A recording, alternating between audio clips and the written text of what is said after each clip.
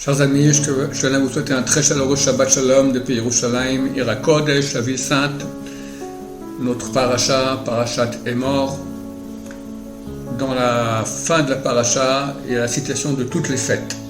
Et avant cette longue citation, la Torah dit, parle aux fils d'Israël, et tu leur diras, Moadé Hashem, les temps de Dieu, Asher Tikreotam Mikra Kodesh, que vous appellerez appel de sainteté.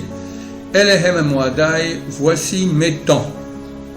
Le Sfor nous explique que Dieu veut que dans les moments saints que nous avons, que Dieu nous a donné avec tellement d'amour et de miséricorde, tels que les fêtes, tels que le Shabbat, aujourd'hui Pesach Sheni, Bezrat Hashem, il veut que ce soit ces temps, les temps de Dieu. Comment on fait cela? Il dit que lorsque on va parler, lorsqu'on va s'unir, alors on ne va pas commencer à faire de cela un jour chol, un jour profane, parler de choses profanes. Il faut parler de Dieu, parler de Torah, parler de sainteté. Et ainsi ça devient les temps de Dieu. Comprenez qu'à ce moment-là, il y a un flux extraordinaire de lumière qui descend dans nos âmes. Shabbat, c'est le plus haut que tous. Et hélas, on est très habitué parce qu'il revient chaque semaine. Baruch Hashem, c'est un grand cadeau, mais il est bien plus haut que toutes les fêtes. On voit cela avec le nombre de personnes qu'on fait monter la Torah. Tous les jours, les lundis et les jeudis, c'est 3 personnes. Rosh Chodesh, Chol HaMoed, 4 personnes. Les jours de fête, 5 personnes. Yom Kippour, 6 personnes. Et Shabbat, 7. Donc le plus haut, c'est Shabbat. Et c'est écrit que tout ce qu'on fait à Shabbat a une dimension beaucoup plus haute. Le Ben Ish Chai écrit que toute étude de Torah qu'on fait Shabbat, et les kabbalistes écrivent, c'est valable pour toutes les mitzvot. C'est au moins 1000 fois plus que ce qu'on fait les jours de Chol. Et le Rav Salman Moutsafi, qui était le plus grand kabbaliste de la génération, environ 50 ans, il dit que le Ben Ish Chai a exagéré en mal, c'est-à-dire il a dit trop petit. Il dit Shabbat, l'étude de Torah, les mitzvot qu'on fait, valent 170 millions de fois plus. Vous comprenez, chers amis, quel grand cadeau Dieu nous donne. Et on est ensemble à table, et au lieu de sanctifier ce moment-là qui est tellement grand, on parle de bêtises. Il y en a même qui parlent Lachon Hara, à Dieu ne plaise. D'accord, il y avait quelqu'un qui à Bnei Brak, il ne comprenait pas pourquoi, tous les quelques mois, il devait faire une opération. Ils sont allés voir le grand Admor de Gour à l'époque, il leur dit, dites-moi, de quoi vous parlez quand vous êtes à table Shabbat?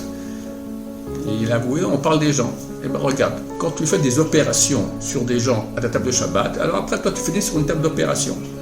Donc chers amis, d'abord pas parler Lachon Hara, ensuite même pas essayer de ne pas parler des choses de chol, profanes, que des paroles de Torah, que des paroles de sainteté. Le Rav Shlomo Zalman Auerbach disait, si quelqu'un parle d'une chose interdite à parler Shabbat, par exemple quelqu'un dit, demain je prends l'avion pour Israël. D'accord? Prendre l'avion, c'est une chose qu'on n'a pas le droit de faire pendant Shabbat, on n'a même pas le droit d'en parler. Sur le passé, je peux dire dans le passé, j'ai pris l'avion, je vais aller en Israël, ça va. Mais dans le futur, on ne peut pas dire ça. Demain, je vais acheter une voiture, demain, je vais allumer la lumière, d'accord? Toutes choses qu'on n'a pas le droit de faire pendant Shabbat, on n'a pas le droit d'en parler non plus. Maintenant, les gens croient que ce n'est pas tellement important comme interdit.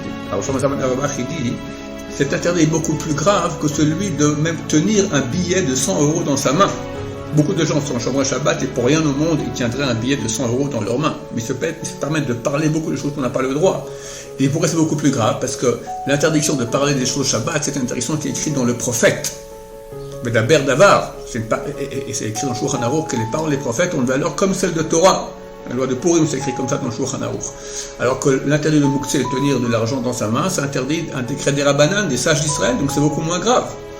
Donc ce Shabbat, on peut en faire un jour extraordinaire d'une lumière qui va nous accompagner toute notre vie. C'est marqué la source de bénédiction. Parce que Dieu a dit à Moshe Rabbeinu, je te donne maintenant un cadeau, va leur dire au peuple d'Israël. Pourquoi leur dire? Quand on donne un grand cadeau à quelqu'un, on lui dit, ça, je t'ai fait un grand cadeau. Pour aucune mitzvah, c'est écrit ainsi. Donc, on va faire un Shabbat plein de sainteté, d'autant plus que ce Shabbat qui précède, cette fête énorme qui est l'Akba Omer, la Iloula de Rabbi Shimon Bar Yochai, la lumière qui s'est dévoilée lorsqu'il est décédé, il a dévoilé des secrets de Torah extraordinaires.